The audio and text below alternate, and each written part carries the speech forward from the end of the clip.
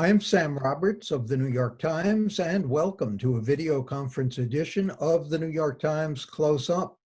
Donald Trump is trying hard to change the subject from the coronavirus to the economy, but with cases and deaths continuing to increase, can he pull that off?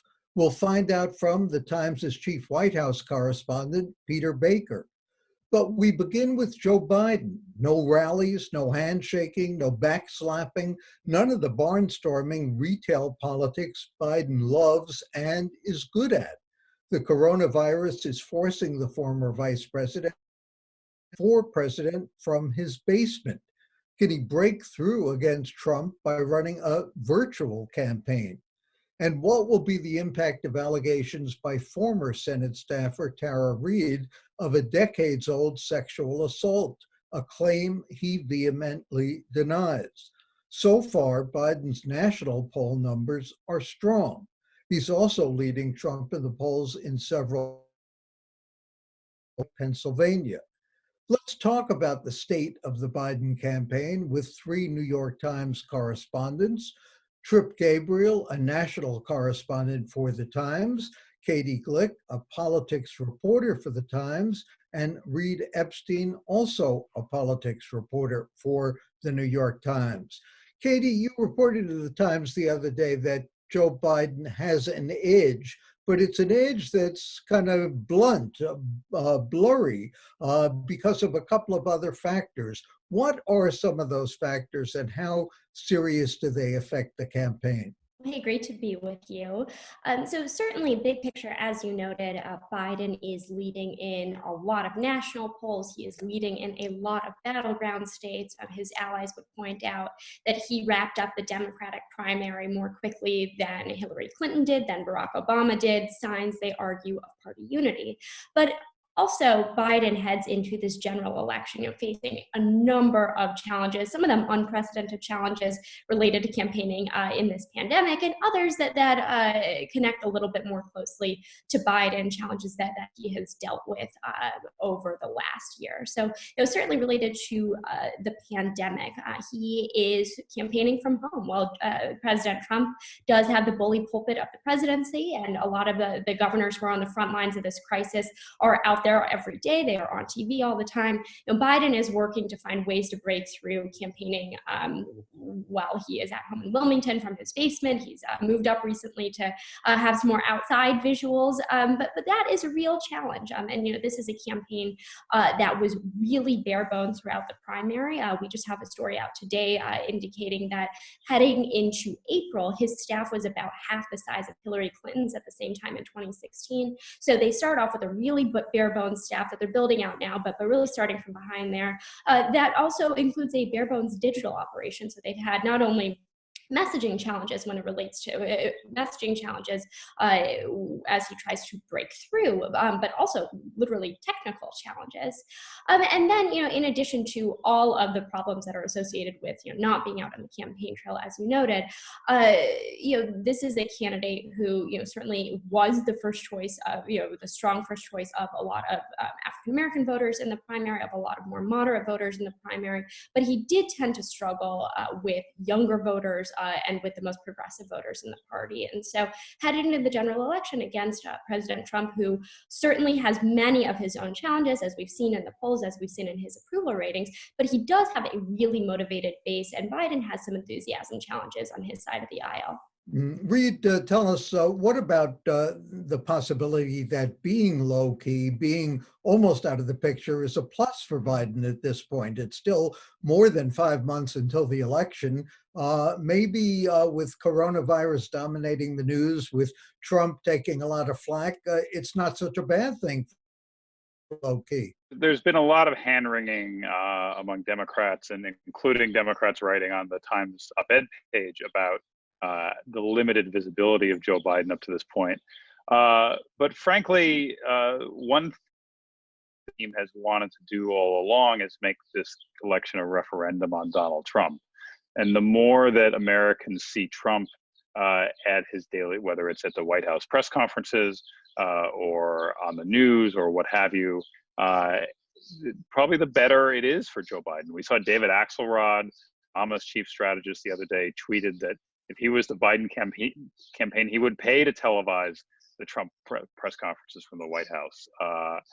And so it's not necessarily a totally bad thing to have such an imbalance in how much Americans see from Donald Trump compared to Joe Biden at this point, given that Biden is a relative with President Trump, they're sort of seeing in real time the impact of things his administration has done or not done to handle this pandemic. And Tripp, you wrote in the Times not long ago, looking at the enthusiasm level among Bernie Sanders voters. Sanders obviously endorsed Joe Biden. Is there any sense as to whether those Sanders supporters are moving closer to Joe Biden as they see Trump's behavior in the coronavirus pandemic, or are they still, so-so as far as the Democratic likely nominee is? I don't think we've seen a lot of change in since the end of the effective primary race, Sam. I think that polls that we've talked about here before show about 4 out of 5 Sanders voters willing to vote for Joe Biden. It's higher in a place like Michigan, which is an interesting and key state that Sanders had hoped that his appeal would kind of be a firewall for him in the primaries, which didn't prove to be the case. I spoke with a very good Michigan pollster not very long ago, and he said, he called it a myth that the Sanders supporters aren't going to rally around Joe Biden. I mean, when you talk to them, there's a lot of, reluctance. There's such a ideological and cultural and personal divide between Bernie Sanders and Joe Biden and their supporters that this is not an easy kind of deal to close for a lot of Sanders supporters. But going back to what Reade said, this is a referendum on Donald Trump at this point. If it doesn't change, I think you'll see a lot of Sanders supporters, voting for what one once told me was, I'm voting for Ruth Bader Ginsburg's replacement. Mm-hmm. Interesting. Katie, what about the allegations of sexual assault? And are these being taken seriously? Or has Donald Trump sort of inoculated every possible opponent because of his behavior that we've seen, that people are just so used to this that they've written everything off by this point? Well, a couple things to note there. Vice President Biden did, after about 5 weeks, of his campaign denying the allegation, but he personally staying silent. And we did see him come forward, do an interview with MSNBC, vociferously deny it personally. It was a denial that some allies, as we've reported, thought should have come sooner. And we've also reported that there were some internal campaign divisions over how quickly to address this. Should you be proactive in something like this, or should you perhaps have concerns about elevating such an allegation? But certainly the Biden campaign, along with denying it, says that they are taking it very seriously. They've called for all kinds of records to be released. But certainly there were a number of women's organizations and progressive organizations and some other closer allies of the vice president who thought that they should have addressed this more forcefully early on. We have seen some polling that indicates that a lot of Americans are certainly aware of the allegation. And there was a Monmouth poll that I believe suggested that sort of views around it divided, as so many things do, along partisan lines.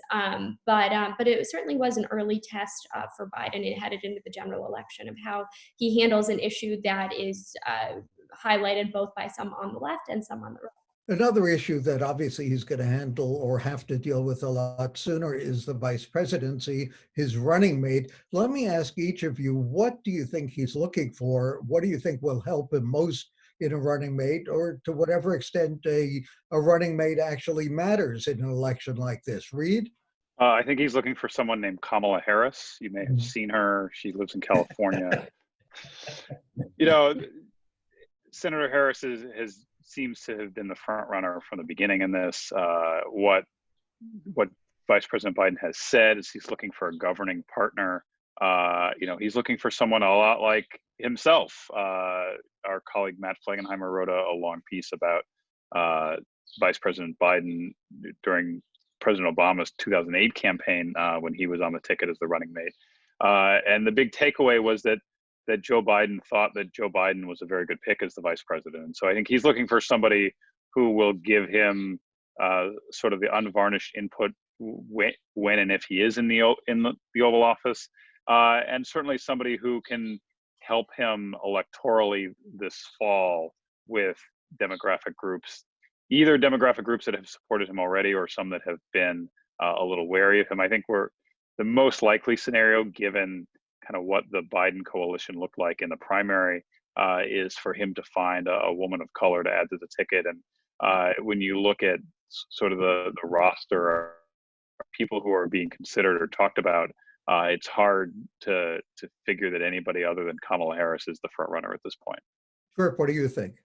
I can't disagree with a lot of that. I mean, I think the value of a regional balance is overrated in the history of presidential tickets. I don't think that because of Biden's age, he's 77 now. I think the only thing I'd add to what Reade said, I guess, is that the primary thing that's going to be on most voters' minds, and particularly the minds of suburban voters who are the most important swing demographic this cycle, is going to be, who could step into the presidency if necessary. And I think Senator Harris is a possibility. I think some potential wild card like Governor Gretchen Whitmer of Michigan is a possibility. I think that's going to be very much on voters' minds. And Katie, you've been covering the vice president, the former vice president, a good deal. Are you betting on Kamala Harris also? I'm not going to go as bold as Reade and place bets or name names, but I mean, I can name the names that the vice president has mentioned, and he's mentioned a lot of names. But one thing that I will say that I have heard him say over and over again, and this is a candidate who often just pretty openly shares campaign strategy aloud. He is someone who is quite open about his thinking once he kind of gets going. And something that he says all the time is that the thing that is most important for him is that he be, quote, simpatico with his potential running mate. He says that they can disagree on tactics, but not on strategy. But at the same time, he has also been saying increasingly that he is aware of the ways that a vice president can be strong in areas where he is weak. And so, taking a look at some of the names that he's mentioned, from Kamala Harris to Stacey Abrams to, he's referenced Amy Klobuchar to Gretchen Whitmer to Val Demings to a host of other senators and other leaders in the party. And so you do have to think that this is not a candidate who is going to do what someone like John McCain did and pick someone only or predominantly right for the political value. This is someone who has given a lot of thought to the vice presidency, as Reade noted and Tripp noted, and he's going to really want a degree of personal comfort there that may transcend individual political calculations. So certainly those are present and real. Tripp, a quick question for you on the vulnerability of President Trump. We talk about the third party candidate, and perhaps that's not such a bad thing for the Democrats. After all, we talk about Mike DeWine. You've written about the Ohio governor not in lockstep with Trump, and you've written about the Republican convention in North Carolina not being perhaps a big extravaganza that the president would like. How are those three things likely to affect the campaign? A quick response. Well, and Reade might have more insight to this. I'm fascinated by whether there's going to be an in-person convention in North Carolina, scheduled for late August. The president desperately wants this. It's very hard for me to imagine right now that a lot of people are going to want to go there, or that the city of Charlotte is going to want to welcome them. And, talking about governors like Mike DeWine is the most popular governor in America right now. He's a Republican in Ohio, which is a swing state, so it's not an obvious, a popularity contest there. That is a brushback pitch and a lesson for Donald Trump. Mike DeWine has pursued an aggressive stay-at-home regime to fight the coronavirus. The president is openly, pushing against this, calling on states and protesters to liberate themselves. To the degree that this is a referendum on the president's handling of the coronavirus, Mike DeWine is a very cautionary tale for this president. Well, we'll talk more about the president coming up, thanks to Trip Gabriel, Katie Glueck, and Reid Epstein. And we'll talk about Trump pivoting to the economy coming up next.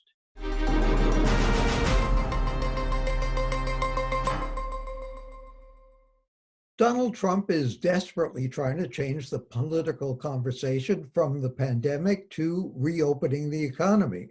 But can that strategy work when we're closing on 1.5 million known cases of COVID and the number keeps climbing?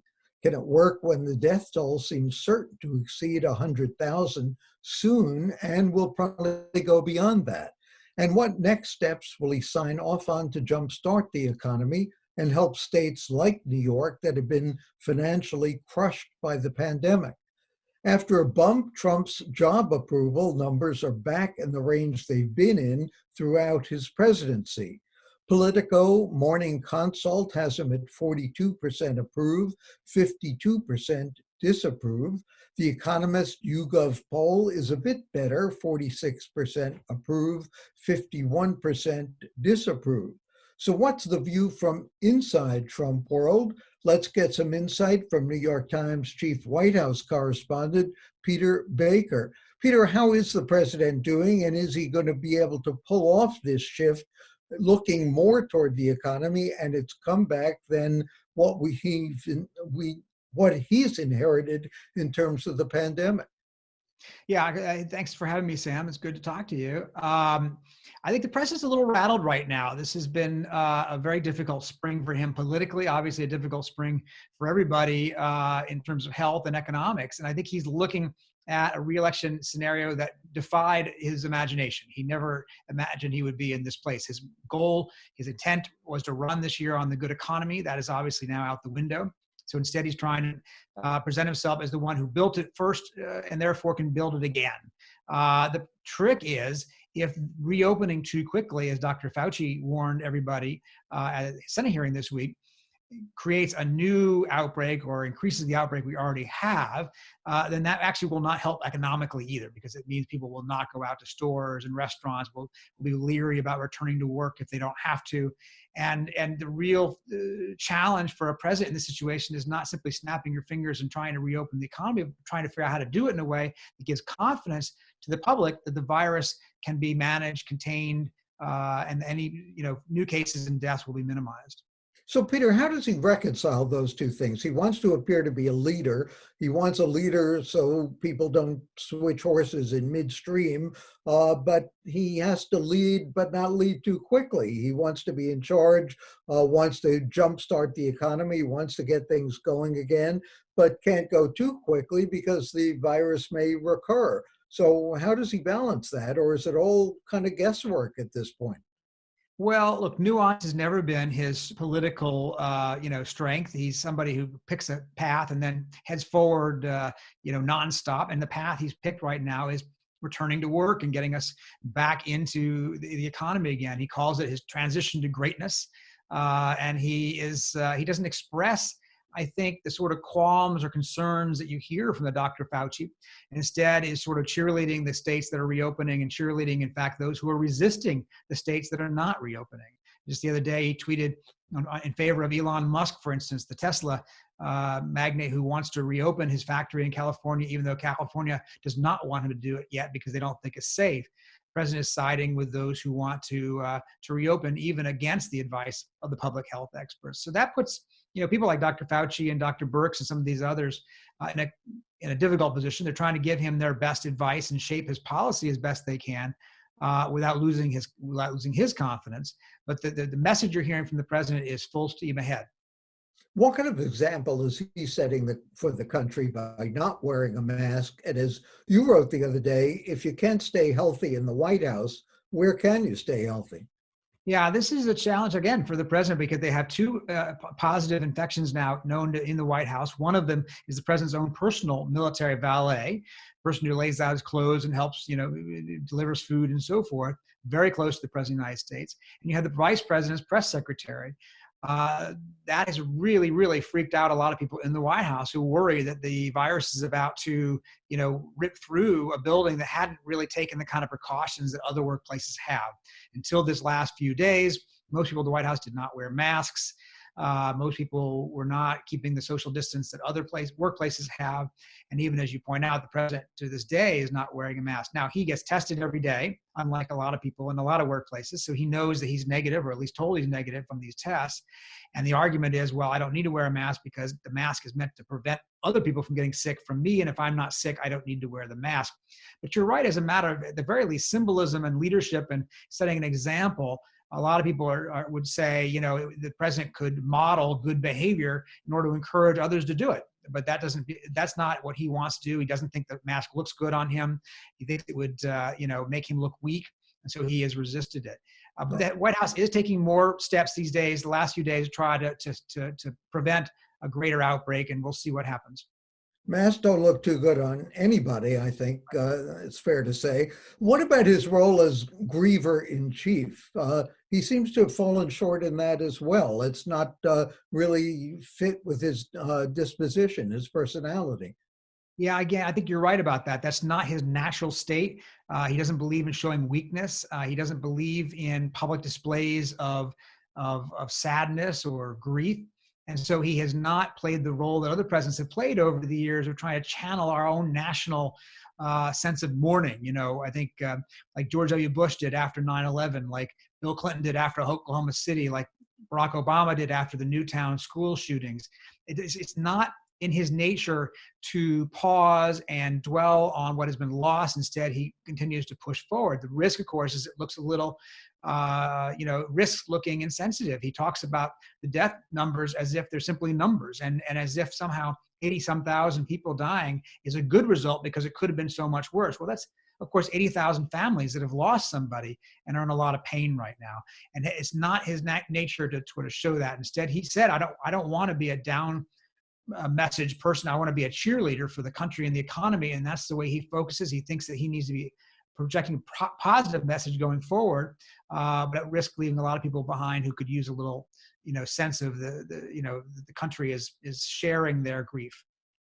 Peter, we certainly haven't seen the end of congressional aid, federal aid to the states and localities, and of course to businesses as well. But some of this is beginning to look like a Bernie Sanders agenda. How does the president stand on that? And what is he likely to support in addition to what we've already got? Yeah, of course, the government has already approved $2.7 trillion in aid to the to businesses and employees and so forth. And the states are now coming in with their hands open saying, hey, what about us? We're the ones paying for hospitals and firefighters and frontline workers who are dealing with this crisis, and our budgets have been shot. And unlike the federal government, almost all the states, if not all the states, have a requirement, a legal requirement to balance their budgets. They can't just simply write a check or use a credit card the way the federal government has. So they're looking for aid from Washington. The president has looked at it, though, through a blue state, red state lens. He is saying, why should these red states that are well managed by Republicans bail out these blue states that are badly managed by Democrats? Now, of course, that's really a one-sided version of the facts. Even Mitt Romney, the Republican senator from Utah, came to a hearing this last week with a chart saying it's not just the blue states that are in trouble, pointing out that a number of red states are having their own budget issues as well. And it's not necessarily just about management, but about the consequences of a crisis that has hit certain states worse than others. But the Democrats have put forward a bill, and they include about $875 billion in aid for states and localities. And now it's going to be subject to some negotiation, and we'll see where that leads. You had a fascinating story in the Times the other day about democracy going digital. It hasn't gone digitally enough for the president, though, stalking out of question sessions that he doesn't like. How is he reacting to all of this on a personal basis? I think he's frustrated. I think he doesn't like being, trapped in the house, if you will. Nobody does. And he is trapped in a pretty nice house, but he normally likes to get out and do campaign rallies and press the flesh and get out there on the campaign trail. He's not able to do that. He's made a couple relatively small day trips now, so he's gotten out of the White House a little bit, but I think he's feeling a little stir crazy in the building, watching a lot of television, getting himself worked up over criticism that he thinks is unfair, and that comes out in these sessions with reporters. Any question that kind of gets under his skin, he reacts harshly to, and that doesn't, that's both a reflection, I think, of his genuine individual personal sense of grievance, the idea that he hasn't been treated well, as well as let's face it, politically, it never hurts for a politician to go after reporters. We're an easy target. I'm afraid that's true. One quick last question. Michael Flynn, in dropping the charges against him, given the fact that that is still maybe up to the judge, is it possible that that decision may backfire? Yeah, it's not a done deal yet. The government is making a motion, but the judge has to approve the motion. Now, the judge signaled that he's not necessarily ready to go forward with that motion. He asked for friends of the court to file briefs if they want to do it. That means other interested parties that have opinions about the legal issues at stake here. He doesn't usually do that. In fact, he hasn't done that apparently before in this case. And that seems to signal, a desire on his part to hear voices other than the ones of the defense and the Justice Department, which at the moment are the same voice, giving him the same guidance. Now, having said that, it's hard to see how a judge says, no, I'm going to retain a guilty plea over the objections of the Justice Department, the prosecutors that originally wanted to put him in jail. But we'll see. He does have some discretion. We'll see what he does with it. Thanks to Peter Baker of the New York Times, and for the New York Times and CUNY TV, I am Sam Roberts.